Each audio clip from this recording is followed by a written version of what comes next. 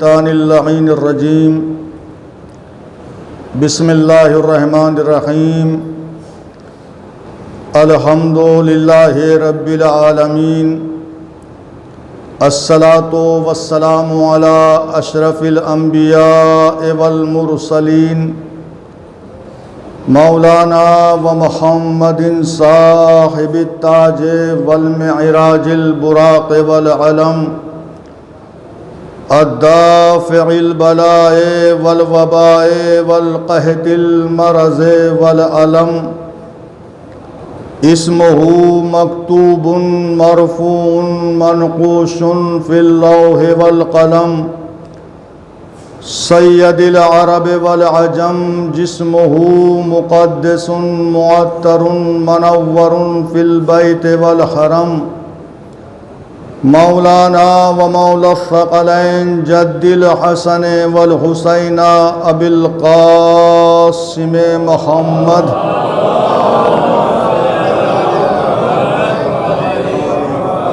وآلہ الطیبین الطاہرین المعصومین المظلومین المنتجبین المنتخبین ولعنت اللہ علی اعدائہم اجمعین من الآن الی قیام یوم الدین اما بعد فقد قال اللہ تعالی تبارک فی کتاب مبین وہو اصدق الصادقین وقولہ الحق بسم اللہ الرحمن الرحیم قل لا اسألكم علیہ اجرا الا المودۃ فی القربى صلوات پڑھی محمد وعلی محمد۔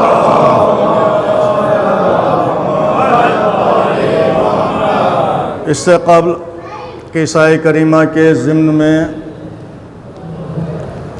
آپ حضرات کی خدمت میں گفتگو کی جائے، آپ سبھی حضرات سے گزارش ہے، بہرحال آپ حضرات کے درمیان کافی وقت گزارا ہے، لہذا میرے اوپر ایک فرض ہے۔ جو حضرات جو حسین کے عزادار میرے سامنے موجود تھے اور آج وہ اس فرش عزا پر نہیں ہیں، اللہ کو پیارے ہو گئے ہیں، ان تمام عزاداران امام حسین کے لیے ایک سورہ فاتحہ ایصال ثواب فرما دیں۔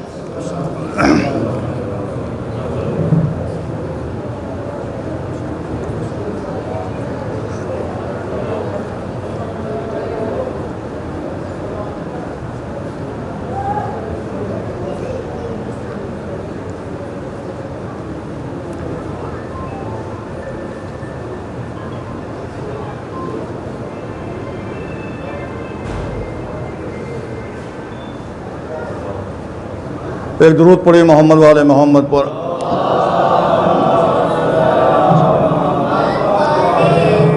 ایک گزارش اور آپ حضرات سے تھوڑا سا آگے آ جائیں۔ بہرحال جس چیز سے آپ گھبرا رہے ہیں گھبرائیے نہیں،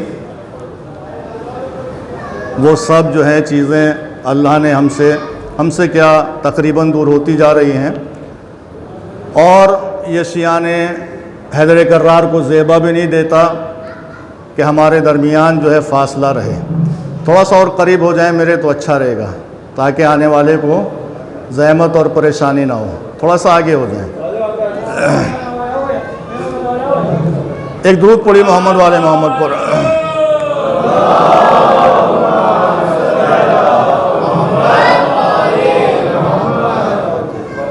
کائنات کے سب سے سچے انسان نے صداقت کے لقب انسان نے علی جیسا عظیم انسان جس کی غلامی پر فخر کرے اس انسان نے، جس کے ہاتھوں پر خاک کے ذرے اس کی رسالت کی گواہی دینے لگیں اس انسان نے، جس کے لعاب دہن کی برکت سے اندھے کنویں میں پانی پیدا ہو جائے اس انسان نے، جس کی انگلی کے اشارے سے چاند دو ٹکڑے ہو جائے اس انسان نے جس کی زبان کھلے تو قرآن ترتیب پائے، اس انسان نے نبیوں کے سردار نے، سرتاج نے، سلطان نے اپنی امت سے ایک مطالبہ کیا، مودت فی القربہ۔ بڑا غیور رسول تھا یہ،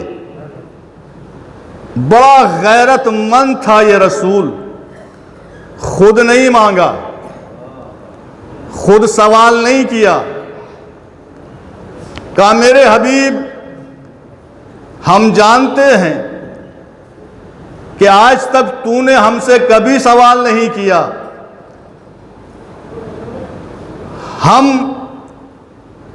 آپ سے کہتے رہے میرے حبیب میرے رسول کچھ مانگ لیجئے، میرے حبیب سوال تو کر، میرے رسول اب تو کچھ مانگ لے۔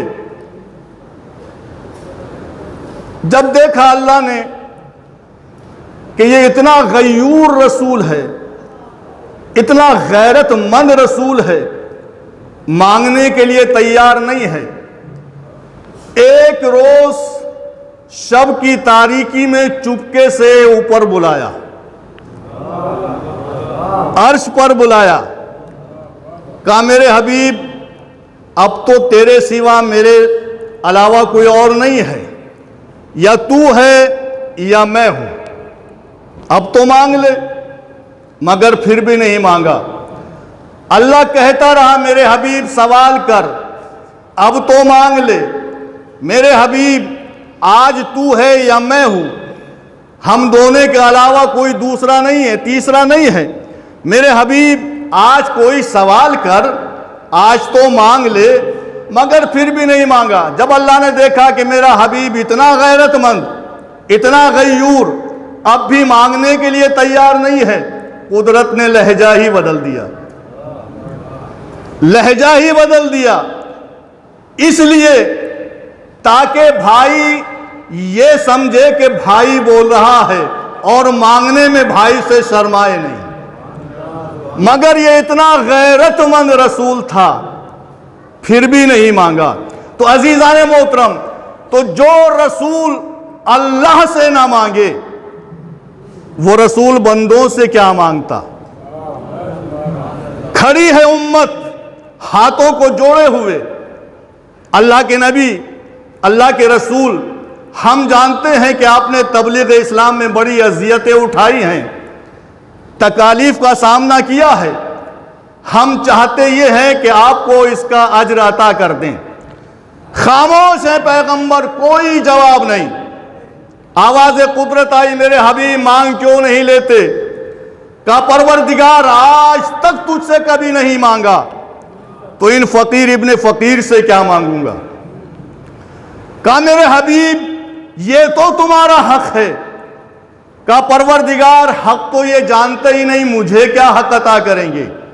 کہا اچھا اگر آپ نہیں مانگتے تو ہم مانگ لیتے ہیں۔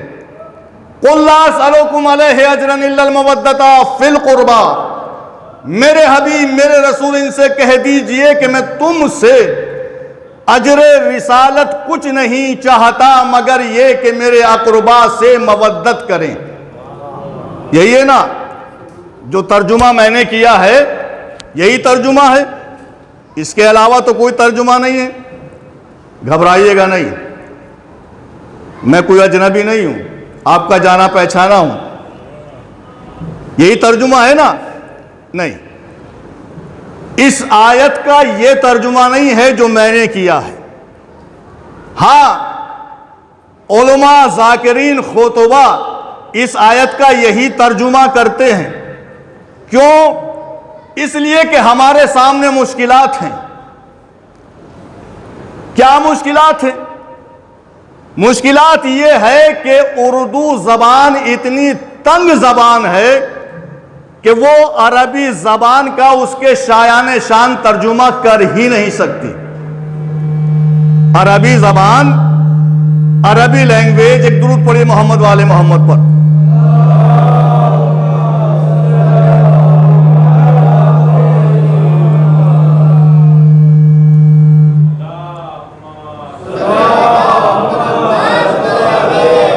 عربی زبان، عربی لینگویج اتنی فصیح و بلیغ زبان ہے، اس کی فصاحت و بلاغت پر عربی ناز کرتے ہیں۔ اتنی فصیح و بلیغ زبان ہے کہ کسی بھی زبان میں اس کے شایان شان ترجمہ نہیں ہو سکتا۔ یہ ہماری مجبوری ہے، علماء کی مجبوری ہے۔ کیا کریں، سامعین کو سمجھانے کے لیے ترجمہ کیا جاتا ہے۔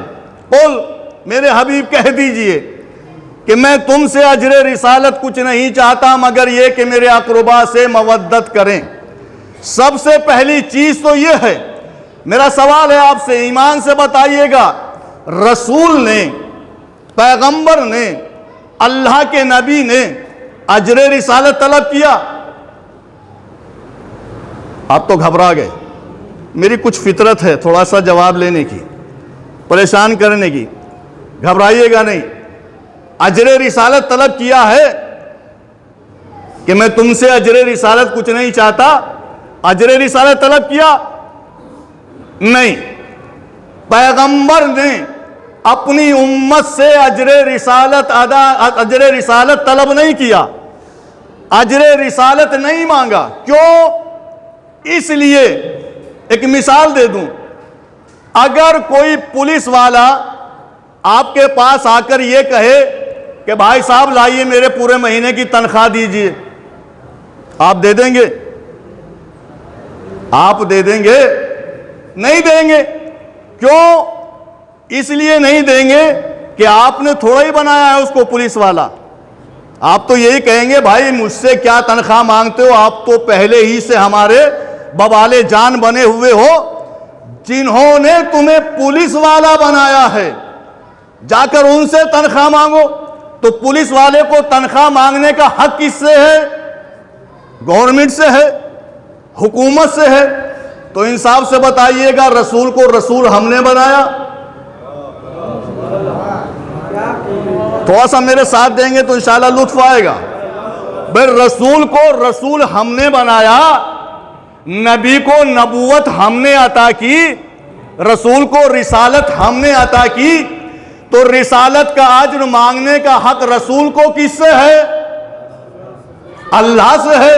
کیوں؟ اس لیے کہ رسول کو رسول اللہ نے بنایا ہے، نبی کو نبی اللہ نے بنایا ہے، ہم نے نہیں بنایا۔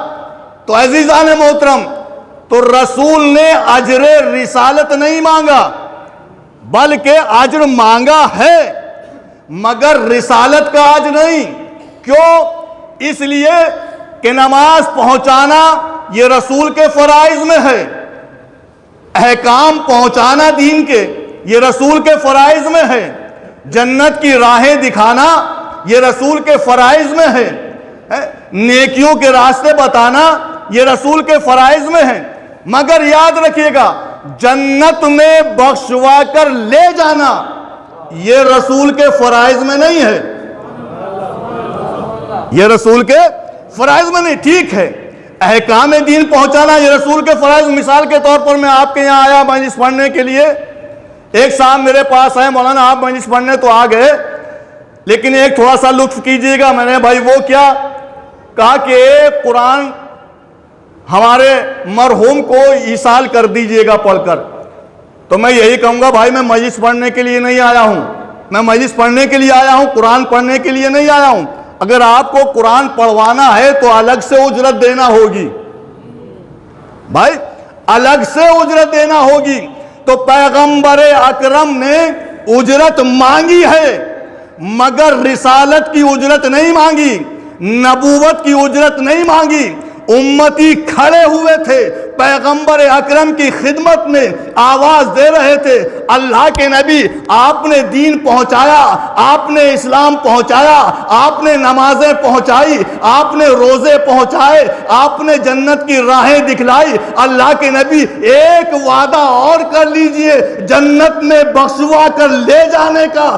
ایک مرتبہ پیغمبر نے کہا بھائی یہ میرے فرائض میں نہیں ہے کہ میں تمہیں جنت کی راہیں بھی دکھلاؤں، بخشوا کر جنت میں لے کر بھی جاؤں۔ جو میرے فرائض میں تھا وہ میں نے تم تک پہنچا دیا، مگر امتی ہیں جو کھڑے ہوئے ہیں۔ اور ظاہر سی بات ہے، پیغمبر کو اور رسول کو امت سے پیار بھی سب سے زیادہ تھا۔ جتنا رسول اپنی امت سے پیار کرتے تھے، اور کوئی رسول 1,24,000 انبیاء پیغمبر کے علاوہ جتنے بھی نبی ہیں، 1,24,000 نبی، کوئی نبی بھی اتنی محبت اپنے امتی سے نہیں کرتا تھا جتنی محبت رسول اپنی امتی سے کرتے تھے۔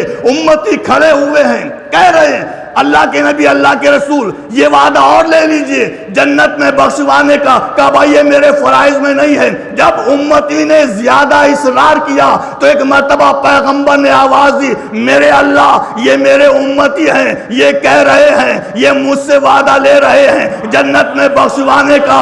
اللہ نے آواز دی، خبردار میرے نبی، یہ تمہارے فرائض میں نہیں ہے۔ ٹھیک ہے، اگر یہ جنت میں جانا چاہتے ہیں تو ان سے کہہ دو مودت فی القربا کریں۔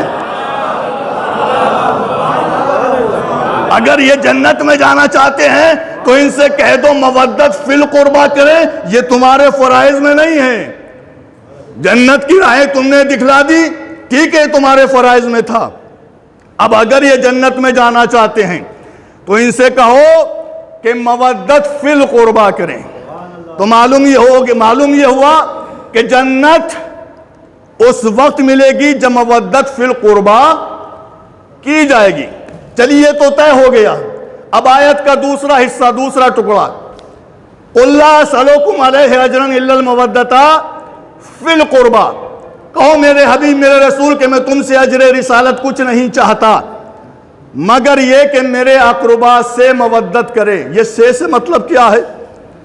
عربی زبان میں، عربی لینگویج میں سے کے لیے علیحدہ سے لفظ ہے اور میں کے لیے علیحدہ سے لفظ ہے۔ سے کے لیے من ہے اور میں کے لیے فی ہے، اور اس آیت میں ہے فی القربا، قربا میں۔ اب ظاہر سی بات ہے اگر یہ ترجمہ کیا جائے گا تو سمجھ سے باہر ہے۔ آپ کیا سمجھیں گے کہ میرے حبیب کہہ دیجئے کہ میں تم سے اجر رسالت کچھ نہیں چاہتا مگر یہ کہ میرے اقربا میں مودت کریں، ہے نا؟ لیکن میں آپ کو سمجھاؤں گا یہ اقربا میں ہے کیا چیز۔ ترجمہ یہی صحیح ہے، مودت فی القربا کریں۔ یہ مودت فی القربا ہے کیا چیز؟ پوری توجہ کے ساتھ آپ نے مچھلی دیکھی ہے، مچھلی رہتی کہاں ہے؟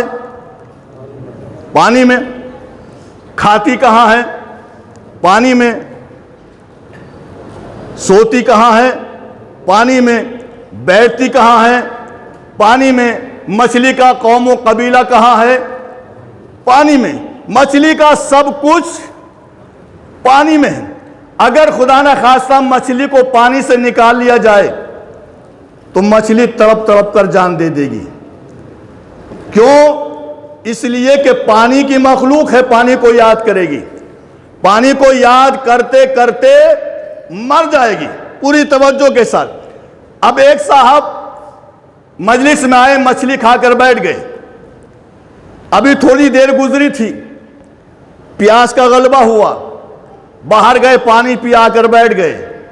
پھر تھوڑی دیر گزری، پھر پیاس لگی، پانی پیا، پھر باہر جا کر پانی پیا اور پھر آ کر بیٹھ گئے۔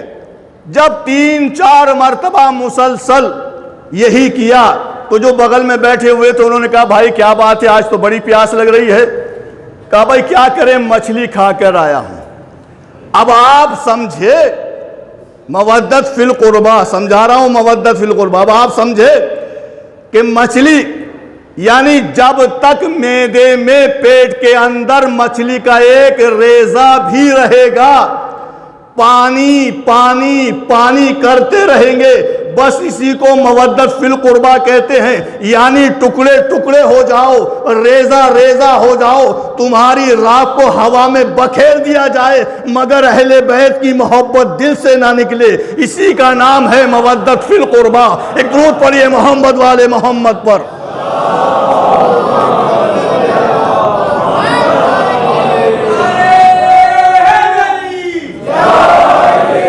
تو مودت فی القربہ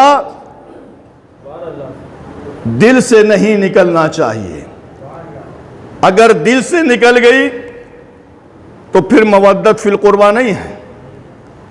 اور اگر مودت فی القربہ کو سمجھنا ہے تو آئیے کربلا ہمارے سامنے ہے۔ اصحاب حسین نے بتایا کہ مودت کہتے کسے ہیں،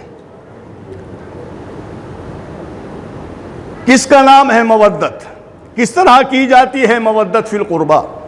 اور یاد رکھیے گا یہ کربلا میں جو 72 تھے، یہ ایسے 72 تھے کہ ہر ایک کربلا کے اندر حسین نظر آ رہا تھا۔ امام حسین نے اپنے 72 ساتھیوں کو، اپنے اصحاب کو عرفان کی اس منزل پر پہنچا دیا تھا، معرفت کے اس مقام پر پہنچا دیا تھا کہ ہر ایک دیکھنے میں حسین لگ رہا تھا، ہر ایک دیکھنے میں حسین لگ رہا تھا۔ توجہ فرمائیے گا، یہ حسین کیسے تھے؟ تاریخ گواہ ہے۔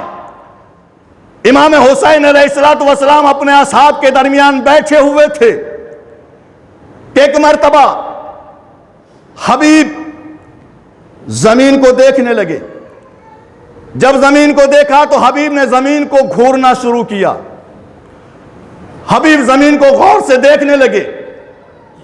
ایک مرتبہ جیسے ہی سعید نے حبیب کو دیکھا، کہا حبیب تم زمین کو گھور کیوں رہے ہو، غور سے کیوں دیکھ رہے ہو؟ ایک مرتبہ حبیب کہتے ہیں سعید مجھ سے کیا پوچھتے ہو، تم خود دیکھ لو زمین کو۔ ایک مرتبہ سعید نے زمین کو دیکھا، سعید بھی زمین کو گھورنے لگے، غور سے دیکھنے لگے۔ حبیب کا بھی یہی عالم، سعید کا بھی یہی عالم۔ ایک مرتبہ جب بریر نے دیکھا، کہا سعید حبیب تم دونوں زمین کو گھور کر کیوں دیکھ رہے ہو، اتنی غور سے کیوں دیکھ رہے ہو؟ ایک مرتبہ دونوں نے پکار کر کہا بریر تم خود زمین کو دیکھ لو۔ ایک مرتبہ جیسے ہی بریر نے زمین کو دیکھا، بریر بھی زمین کو گھورنے لگے، غور سے دیکھنے لگے۔ ایک مرتبہ عالم یہ ہوا، جتنے اصحاب امام حسین کی خدمت میں بیٹھے ہوئے تھے، سامنے بیٹھے ہوئے تھے، ہر صحابی زمین کو غور سے دیکھنے لگا، زمین کو گھورنے لگا۔ ایک مرتبہ امام حسین نے کہا میرے شیرو آخر بات کیا ہے، تم زمین کو اتنی غور سے کیوں دیکھ رہے ہو، زمین کو کیوں گھور رہے ہو؟ ایک مرتبہ صحابیوں نے کہا مولا جب تک چراغ جل رہا تھا تو ہم نے دیکھا تھا زمین پر ہمارا سایہ ہے، اب چراغ بجھ کر جب دوبارہ جلایا گیا زمین پر ہمارا سایہ نہیں، زمین پر ہمارا سایہ نہیں۔ ایک مرتبہ امام حسین نے کہا میرے شیرو ارے جب تک تمہارے دل میں میری محبت جلوہ افروز نہیں ہوئی تھی، تم مودت فی القربہ میں نہیں ڈوبے تھے، جب تک تمہارا سایہ زمین پر تھا، اب میرا نور تمہارے جسم میں ڈھل گیا ہے۔ ایک درود پڑھیے محمد والے محمد پر۔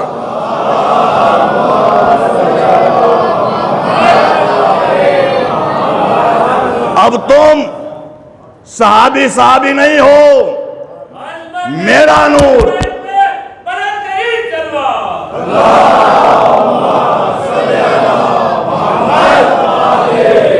میرا نور تمہارے جسموں میں ڈھل گیا ہے، اب تمہارے جسموں کا سایہ نہیں ہوگا۔ اچھا ایک بات اور ہے، کربلا میں جو کربلا کی جنگ تھی، حالانکہ اس سے پہلے اسلامی جنگیں اور بھی ہوئی ہیں پیغمبر اکرم کے زمانے میں، مجھے تعداد تھوڑا سا بھول رہا ہوں، اگر آپ بتا دیں تو تھوڑا سا شاید مجھے کچھ مدد مل جائے۔ کتنی جنگیں تھی اسلامی پیغمبر اکرم کے زمانے میں جو جنگیں ہوئی ہیں؟ یہ تھوڑا زور سے، خدا سلامت رکھ کے چلے کچھ قریب آئے۔ 82 جنگ، 80 جنگ نہیں، پیغمبر اکرم کے زمانے میں جو اسلامی جنگیں ہوئی ہیں وہ ہیں 82۔ ان کی تعداد کتنی ہے؟ 82 جنگیں جو پیغمبر اکرم کے زمانے میں ہوئی۔ اس کے علاوہ اور بھی جنگیں ہیں جو پیغمبر اکرم کی وفات کے بعد مولا علی نے جنگیں لڑی ہیں۔ ان جنگوں میں یعنی وفات کے بعد، پیغمبر اکرم کے وفات کے بعد سب سے بڑی اور طویل جنگ کا نام ہے جنگ صفین۔ 3 سال تک مسلسل یہ جنگ چلی ہے، جنگ صفین۔ تو 82 جنگ پیغمبر اکرم کے زمانے میں، اس کے علاوہ کچھ جنگیں جو مولا کائنات لڑی۔ تو تمام اسلامی جنگ اور کربلا کی جنگ میں ایک نمایاں فرق ہے۔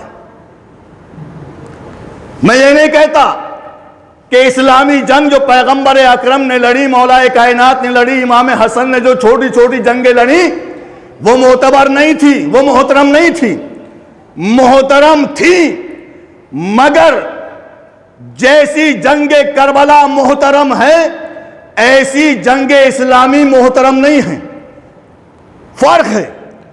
پیغمبر اکرم نے جنگ لڑی مگر اتنی محترم نہیں، مولا کائنات نے جنگیں لڑی مگر اتنی محترم نہیں، امام حسن نے چھوٹی چھوٹی جنگیں لڑی مگر اتنی محترم نہیں جتنی محترم جنگ کربلا ہے۔ کیوں جنگ کربلا اتنی محترم کیوں ہے؟ پیغمبر اکرم کی جنگیں اتنی محترم کیوں نہیں؟ مولا کائنات کی جنگیں اتنی محترم کیوں نہیں؟ امام حسن کی جنگیں اتنی محترم کیوں نہیں؟ کربلا کی جنگ ہی کیوں اتنی محترم ہے؟ بس عزیزان محترم ایک جملہ سمجھ لیجئے، کربلا کی جنگ، جنگ کربلا اس لیے محترم ہے کہ امام حسین علیہ السلام نے کربلا کی جنگ میں ایک بھی منافق کو نہیں بلایا تھا۔ مجھے پتہ نہیں آپ کہاں سن رہے ہیں، آپ کہاں ہیں، کیا سن رہے ہیں؟ امام حسین نے کربلا کی جنگ میں، پوری جنگ کربلا میں ایک بھی منافق کو نہیں بلایا تھا۔ کیوں؟ اس لیے کہ امام حسین پچھلا زمانہ دیکھ چکے تھے، نانا کا زمانہ بھی، بابا کا زمانہ بھی، امام حسن کا زمانہ بھی، لشکر پیغمبر اکرم میں، مولا کائنات کے لشکر میں، امام حسن کے لشکر میں پچھلا زمانہ امام حسین دیکھ چکے تھے۔ نانا کے ساتھ کیا ہوا، بابا کے ساتھ کیا ہوا، امام حسن کا ساتھ کیا ہوا، بھائی حسن کے ساتھ کیا ہوا۔ یہی وجہ تھی کہ امام حسین نے ننھے بچے علی اصغر کو لے لیا مگر کسی کافر کو، منافق کو نہیں لیا۔ ایک درود پڑھیے محمد والے محمد پر۔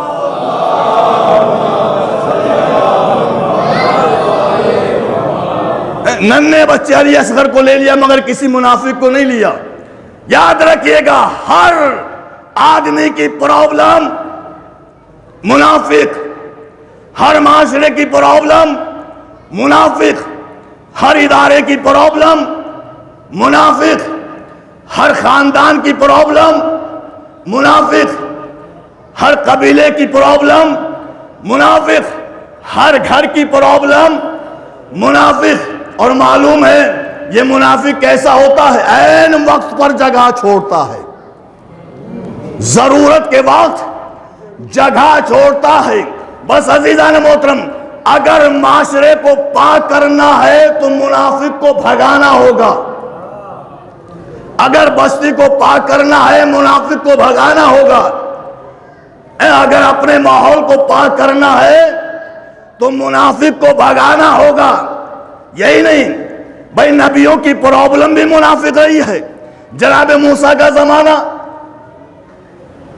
ایسا نہیں ہے کہ جناب موسیٰ کے تمام اصحاب جو ہیں منافق نہیں تھے یا منافق تھے.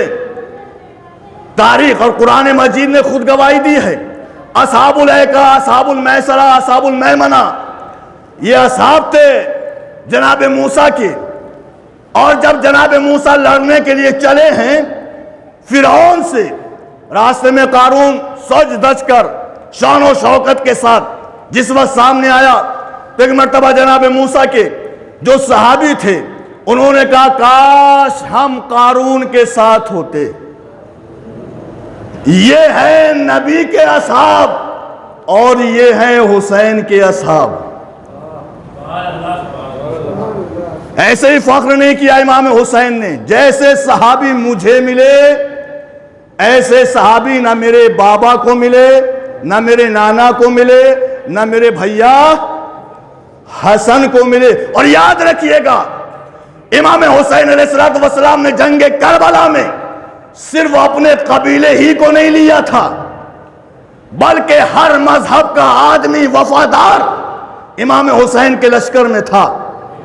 ہر ملک کا وفادار امام حسین کے لشکر میں تھا. ایک مثال دے دوں کس طریقے سے امام حسین علیہ السلام نے اس لشکر کو جمع کیا ہے، اکٹھا کیا ہے. کس طریقے سے امام حسین نے ہر ملک کے وفادار کو چنا ہے، ہر مذہب کے وفادار کو چنا ہے. ایک دیہاتی مثال، جب بچپنا تھا میرا مجھے اچھی طرح یاد ہے، شاید آپ حضرات نے بھی دیکھا ہوگا، پہلے جب دناتی وغیرہ، تلوار وغیرہ، چاقو وغیرہ پر دھار لگائی جاتی تھی، اب تو خیر ماڈرن زمانہ ہے، بڑی بڑی ٹیکنیک جو ہے ایجاد ہو گئی ہے اور نہ ہی دیر لگتی ہے، فوراً جو ہے چاقو وغیرہ، دناتی وغیرہ جو ہے، یہ کدال وغیرہ سب جو ہے ایک دم تیار کر لی جاتی، دھار لگا دی جاتی ہے. پہلے کرتے کیا تھے، لوہار یا تو آگ میں تپانا، اور اگر ویسے دھار لگانا ہے تو ایک لکڑی کا تختہ ہوتا تھا، اس پر کنکریلی جو کنکر والی مٹی ہوتی تھی وہ ڈالتے تھے. سمجھ گئے نا؟ اس کے بعد وہ چاقو، وہ کدال، وہ دراتی جو انہیں تیز کرنا ہوتی تھی اس پر رگڑتے تھے. اس سے تیز کیا جاتا تھا ہتھیار کو. اور جب کافی ہتھیار تیز ہو جاتے تھے تو اس مٹی میں، یعنی اس جو لوہا جو تیز کیا جاتا تھا اس سے لوہے کے ذرات نکلتے تھے اور وہ مٹی میں مل جایا کرتے تھے. جب کافی ذرات وہ اکٹھے ہو جاتے تھے تو چونکہ مٹی ملی ہوتی تھی ان کی کوئی قیمت نہیں ہوتی تھی، تو لوہار ان کو الگ کرنے کے لیے کرتا کیا تھا، لوہار ان کو الگ کرنے کے لیے میگنیٹ بچھا دیتا. میگنیٹ بچھا دی، وہ لوہے کے ذرات اکٹھے ہو کر اپنی جگہ سے اٹھ کر میگنیٹ پر آ کر چپک جاتے. بس اسی طرح امام حسین علیہ السلام نے کربلا کے میدان میں وفاداری کا میگنیٹ بچھایا. جو وفادار جہاں تھا سمٹ کر امام حسین علیہ السلام کی خدمت میں آتا رہا. ایک درود پڑھیے محمد والے محمد پر.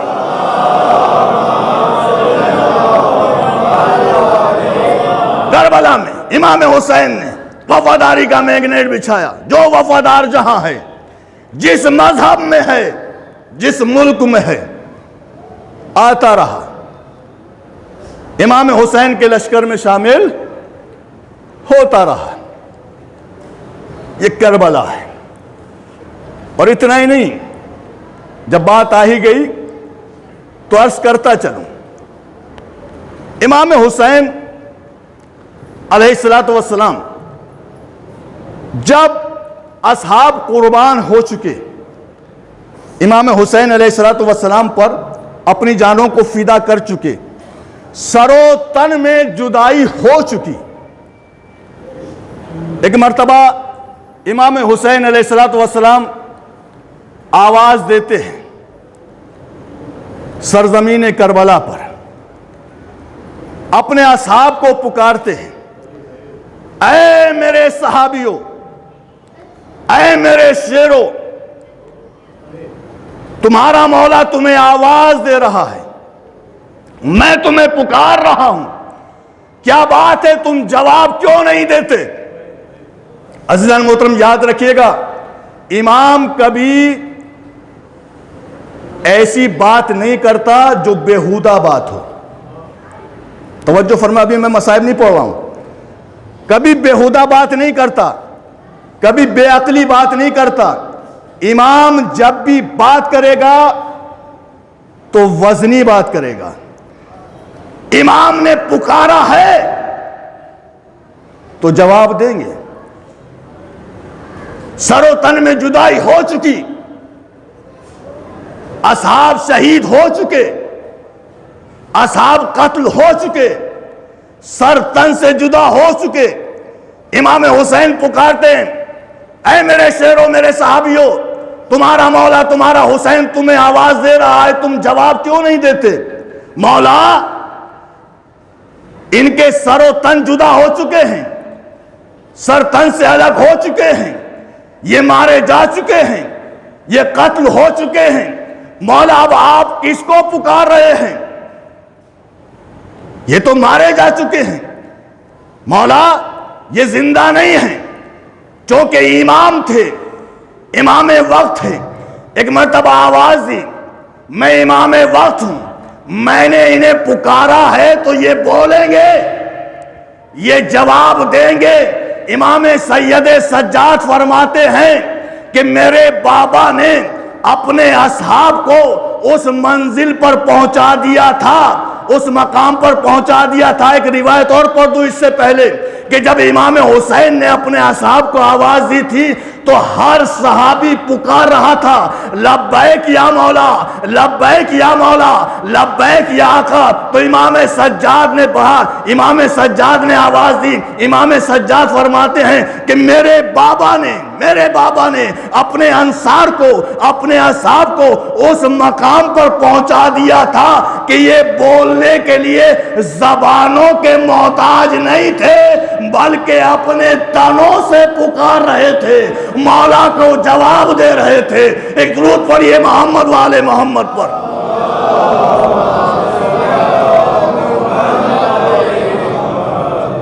انہیں زبانوں کی ضرورت نہیں ہے بولنے کے لیے۔ امام حسین علیہ الصلوۃ والسلام نے اپنے اصحاب کو، اپنے صحابیوں کو اس منزل پر، اور یہی وجہ ہے کہ امام حسین علیہ الصلوۃ والسلام کے جتنے بھی صحابی تھے وہ جنت سے اوپر کی جگہ دے رہے تھے۔ وہ جنت کو نہیں دیکھ رہے تھے بلکہ جنت سے اوپر کی جگہ دیکھ رہے تھے۔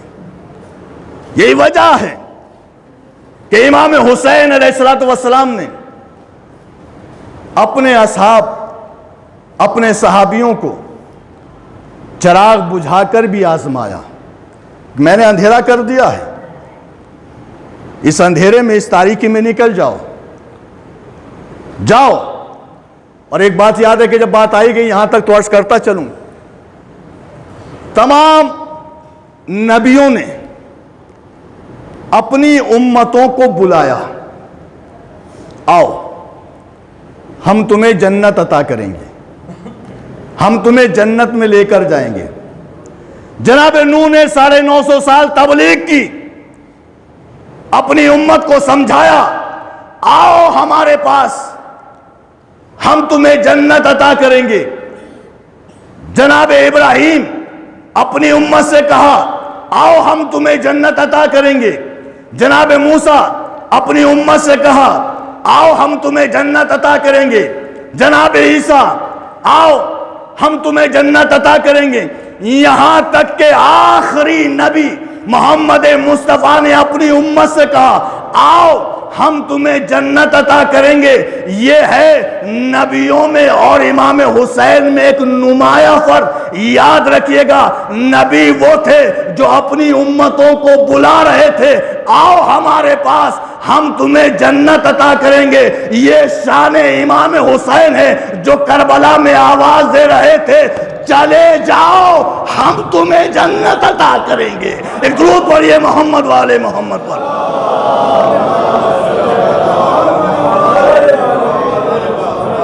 جاؤ، چلے جاؤ، چھوڑ دو ہمارا ساتھ، ہمارے اقربا کا ہاتھ پکڑو، جاؤ، چلے جاؤ اس رات کی تاریکی میں، اندھیرے میں، میں حسین تمہاری جنت کی ضمانت لیتا ہوں، میں تمہیں جنت عطا کروں گا۔ مگر جب چراغ بجھ کر جلا تو امام حسین نے دیکھا جو صحابی جہاں بیٹھا ہوا تھا، اپنی جگہ پر وہیں بیٹھا ہوا تھا۔ کہا فرزند رسول، یہ کیسے ہو سکتا ہے؟ یہ ناممکن ہے کہ آپ کو چھوڑ کر چلے جائیں۔ ہم یہاں جنت کے لالچ میں نہیں آئے ہیں، پتہ یہ چلا کہ جنت سے اوپر بھی کوئی چیز ہے، جنت سے اوپر بھی کوئی چیز ہے۔ اور یاد رکھیے گا، حسین کا چاہنے والا جنت کے لالچ میں نہیں بکتا۔ اگر جنت کے لالچ میں بک جائے تو پھر وہ حسین ہی نہیں ہے۔ حسین کا چاہنے والا حسین پر مرتا ہے، وہ جنت لے کر کیا کرے گا؟ وہ تو جنت کے مالکوں کا غلام ہے،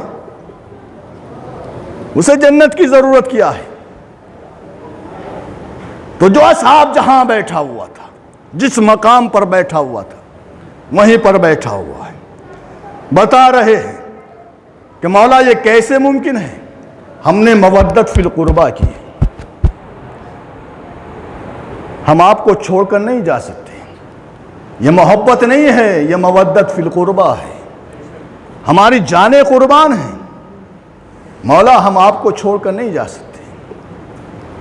بس عزیزان محترم، آج چونکہ یہ مجلس اس عزادار کی مجلس ہے جس نے کبھی علی اکبر کا ماتم کیا، کبھی قاسم کا ماتم کیا، کبھی عباس کا ماتم کیا۔ یہ اونو محمد کے عزادار کی مجلس ہے۔ آج اس عزادار کا تابوت برآمد ہونا ہے جس نے کربلا میں عزاداروں واقعاً سید سجاد عابد بیمار زین العابدین یہ آپ ہی کا کلیجہ تھا، جس نے فقط کربلا کے اس منظر ہی کو نہیں دیکھا، بلکہ تاریخ لکھتی ہے کہ کربلا سے آگے اور بھی سخت منزلیں تھیں جنہیں سید سجاد نے برداشت کیا ہے۔ سنیں گے عزاداروں، 11 محرم کو یہ قافلہ اسیر ہوا، اہل حرم کو اسیر کیا گیا، اہل حرم کو اسیر کر کے کوفہ لے جایا گیا۔ کتنے دن میں یہ قافلہ پہنچا ہے کوفہ؟ 3 دن میں۔ کوفے سے شام پہلی سفر کو یہ قافلہ پہنچا، شام 15 دن کا سفر۔ عزاداروں ذرا تھوڑا تصور کریں، اگر تصور کر لیا تو رونے کے لیے ہی کافی ہے۔ 15 دن کا سفر، ذرا سوچیں، وہ عابد بیمار کے جس کے گلے میں خاردار توخ،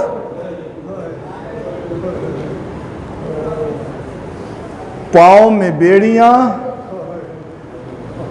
کمر میں لنگر، کس طرح سے یہ 15 دن کا سفر طے کیا ہوگا سید سجاد. اور اتنا ہی نہیں، سنیں گے عزادارو، جب یہ قافلہ کوفے میں اور شام میں ایک فرق ہے، جب یہ قافلہ کوفے پہنچا تھا تو گھروں کی چھتوں سے عورتیں صدقے کی کھجوریں مار رہی تھیں، پھینک رہی تھیں.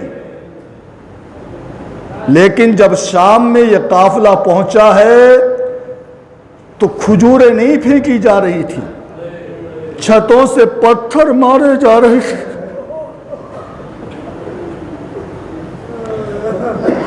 آگ کے انگارے پھینکے جا رہے تھے.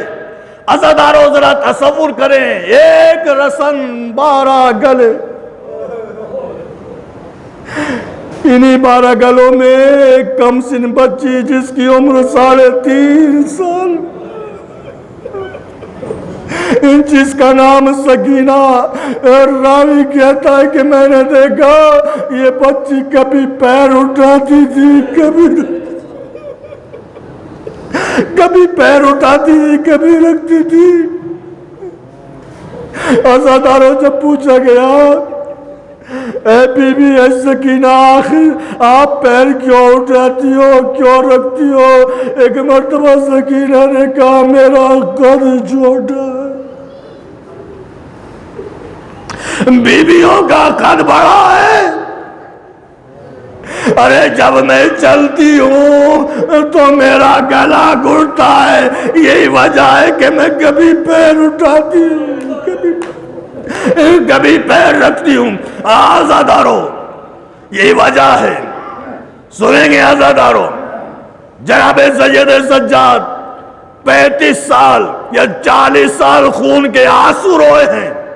ایسے ہی نہیں، جب بھی خون کے آنسو روتے تھے، جب بھی روتے تھے تو یہ کہہ کر آواز دیتے تھے الشام الشام الشام. اللہ اکبر. عزادارو تاریخ کہتی ہے کسی چاہنے والے نے کہا مولا آپ شام کو یاد کر کے کیوں روتے ہیں؟ مولا ارے شہادت تو آپ کی میراث ہے، مولا آپ اتنا گریہ کیوں کرتے ہو، مولا آپ اتنا کیوں روتے ہیں؟ ایک مرتبہ میرا مولا رو کر فرماتا ہے تو نے سچ کہا، شہادت ہماری میراث ہے مگر تو نے انصاف نہیں کیا.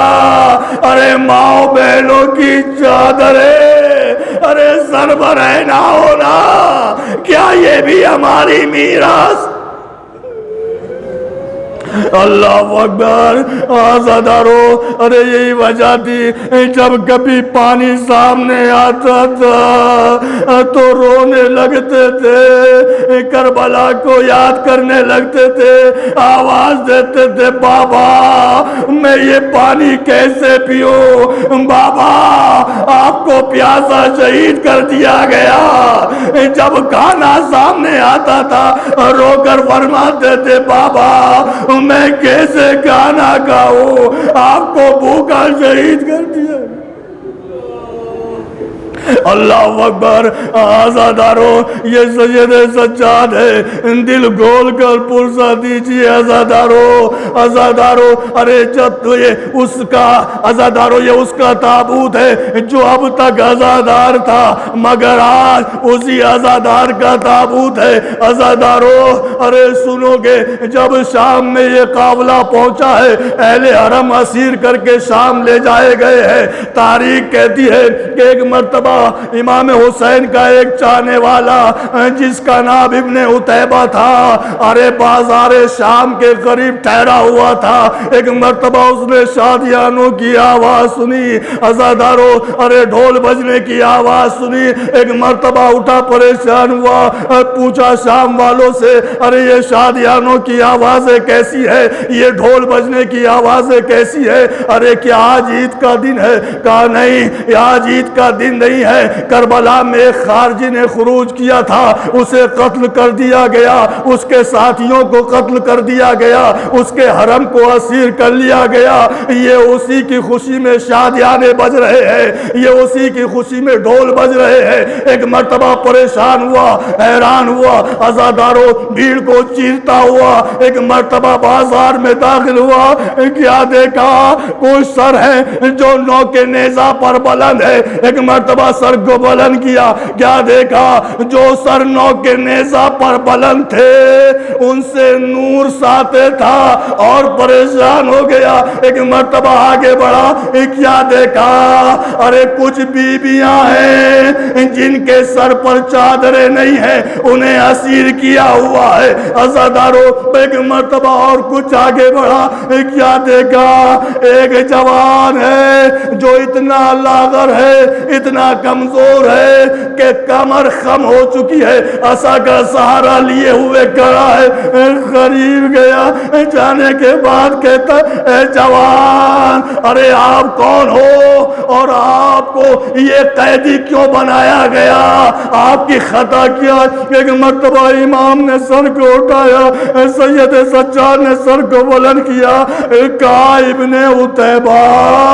عزادارو ارے اتنا کہنا تھا، ایک مرتبہ ابن عتیبہ پریشان ہو گیا، ارے یہ کیسا قیدی ہے جو میرا نام بھی جانتا ہے۔ عزادارو ایک مرتبہ ابن عتیبہ کہتا ہے مولا آپ کون ہیں؟ مولا آپ کو کس جرم میں مولا اسیر کیا گیا؟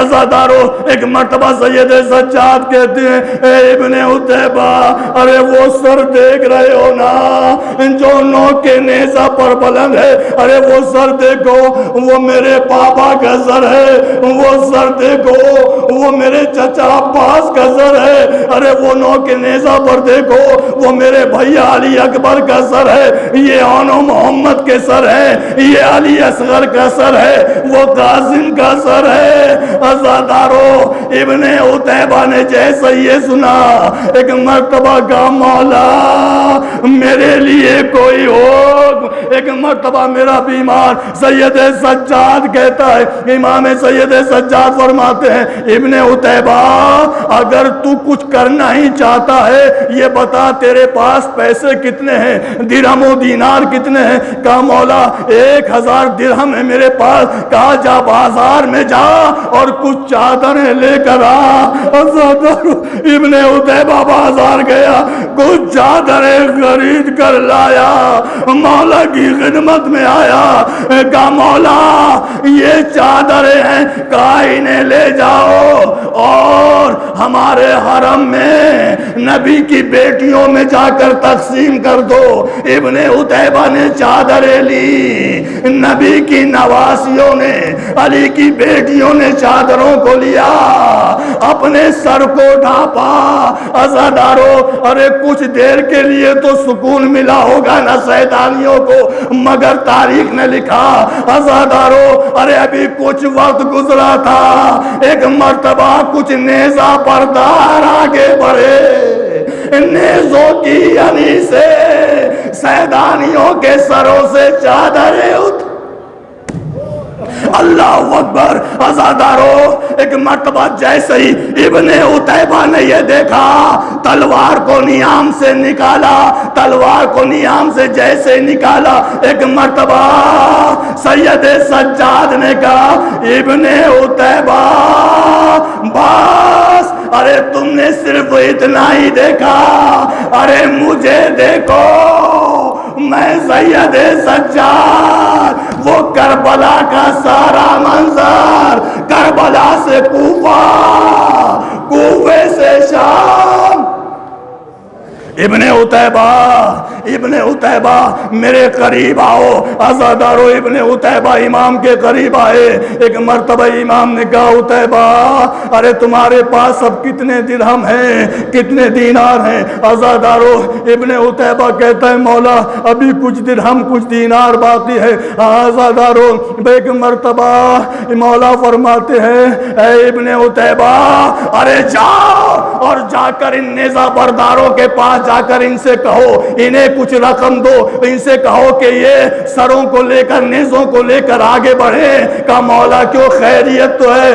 کہا ابن عتیبہ تم دیکھ نہیں رہے، ارے یہ بھیڑ، یہ تماشائیوں کا مجمع، ارے یہ نیزہ بردار جب نیزوں کو لے کر سروں کو لے کر آگے بڑھیں گے بھیڑ بھی ختم ہو جائے گی، یہ تماشائی بھی چھٹ جائیں گے۔